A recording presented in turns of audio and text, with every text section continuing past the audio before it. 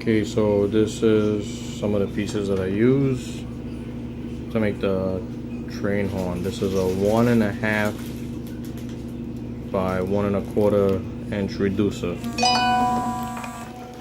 This is one of the pipes, 1 1/4 inch, about 6 inches long. This is another reducer, 3-inch diameter. And this is the actual housing. It's 3-inch by 1.5 inch. Okay, also a 3-inch diaphragm made from Lennox plexiglass,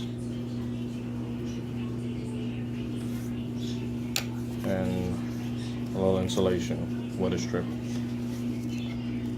So I'm gonna put it together.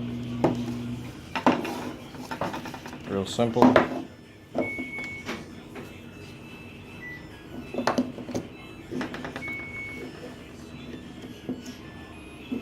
Goes there.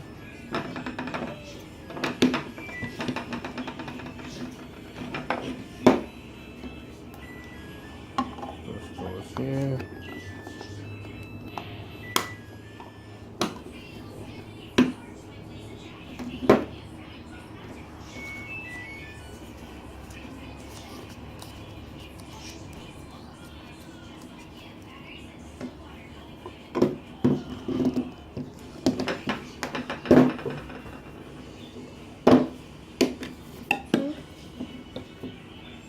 That's it, finished product.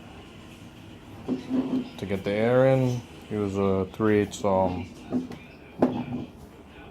nipple.